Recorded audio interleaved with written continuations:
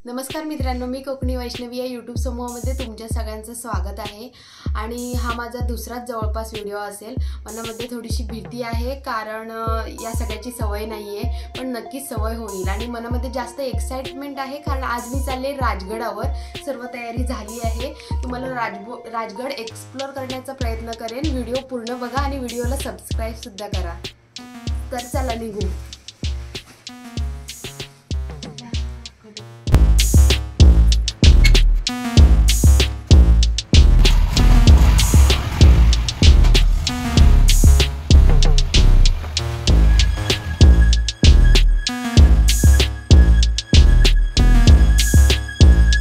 तर मित्रांनो, फायनली आपण राजगडाच्या पायथ्याशी म्हणजे इथे गोंजवणे गाव आहे, तिथून ट्रेकिंगला सुरुवात होते। तिथे आपण गाडी पार्किंग करू शकतो। पर एका गाडीचे 20 रुपये पार्किंग आहे आणि तिथूनच पुढे पायवाट लागले, तिथून गडाकडे जायला सुरुवात होते। तर तुम्ही व्हिडिओ पूर्ण बघा, आम्ही तुम्हाला दाखवण्याचा प्रयत्न करू। चला। आलंच नाही। गडाच्या पायथ्याशी इथे सूचना लावलेल्या आहेत महाराष्ट्र शासनाच्या। तर प्रत्येकाने या सूचनांचं पालन करायचंय आणि आपल्याला गडकिल्ले राखायचे, त्याकडे लक्ष द्यायचे। तर व्हिडिओ पूर्ण बघा। चला पुढे जाऊ।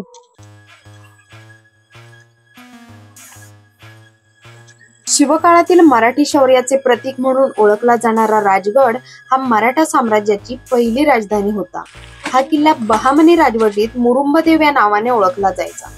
नंतर महाराजांनी या किल्ल्याला राजगड असे नाव दिले। हा किल्ला मराठा इतिहासातील महत्त्वाचा साक्षीदार आहे। याच गडावर महाराजांनी अनेक महत्त्वाच्या लढायांची रणनीती आखली। भक्कम तटबंदी, मजबूत बुरुज आणि चतुराईने बांधलेल्या रचना यामुळे हा किल्ला अभेद्य बनला। कित्येक वेळा मुघल व आदिलशाहीने हा किल्ला जिंकण्याचा खूप प्रयत्न केला, पण ते हा किल्ला पाडू शकले नाही। आणि आजही राजगड इतिहास, साहस आणि निसर्ग सौंदर्याचा संगम आहे।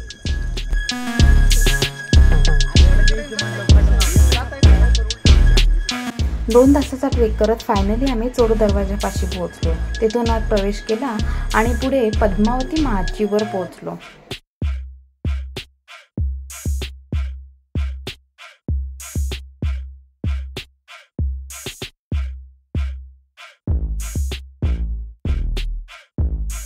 तर मित्रांनो, हा आहे चोर दरवाजा। हा चढून आल्यावरती आपल्याला इथे समोरच पद्मावती तलाव दिसेल। या तलावाचं पाणी बघा किती शुद्ध आहे, पिण्यायोग्य पाणी आहे बघा। तर मित्रांनो, चोर दरवाजातून आतमध्ये आल्यानंतर प्रथमतः आपल्याला लागते ते पद्मावती तलाव। पद्मावती तलाव तुम्ही पाहिलंच असेल।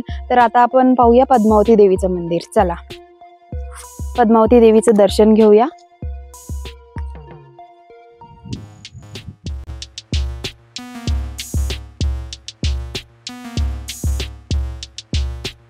पद्मावती मंदिराचे दर्शन केले आणि समोर असणाऱ्या रामेश्वरच्या मंदिराचे देखील दर्शन घेतले।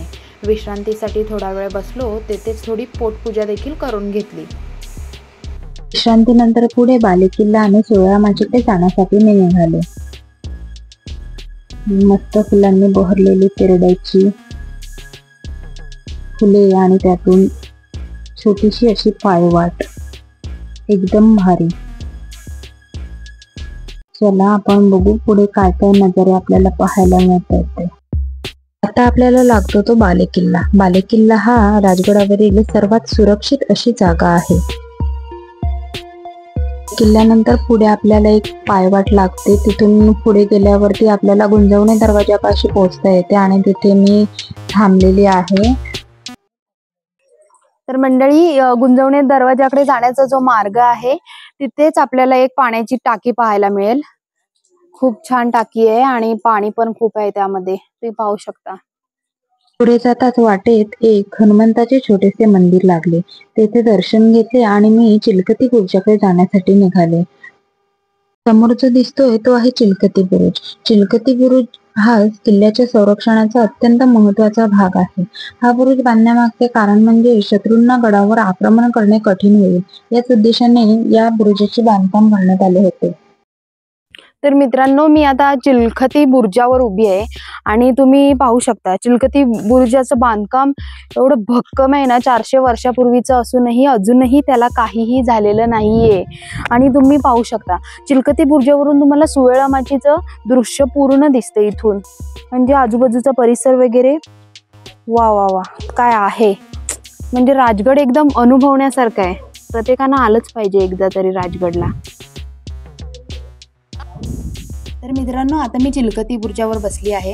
थोडा वेळ विचार केला विश्रांती घ्यावी, कारण मी 9:30 वाजता राजगड किल्ला चालायला सुरुवात केली आणि आता जवळजवळ 4:30 ते 5 वाजलेत. राजगड हा किल्ला काय एका दिवसात कव्हर होण्या इतका नाही आहे, कारण याचं वास्तव्य खूप प्रमाणामध्ये पसरलेलं आहे. तर या व्हिडिओमध्ये मी तुम्हाला पद्मावती माची, सुवेळा माची, चिलकती बुरुज आणि राजगडावरचे काही मंदिरे दाखवण्याचा छोटासा प्रयत्न केला आहे. तुम्ही हा व्हिडिओ शेवटपर्यंत बघितला असेलच. तुम्हाला आवडला असल्यास लाईक करा, सबस्क्राईब करा आणि उर्वरित राजगडाचा भाग जो आहे तो मी तुम्हाला नेक्स्ट टाईम येईल तेव्हा कव्हर करण्याचा नक्कीच प्रयत्न करेन. थँक्यू.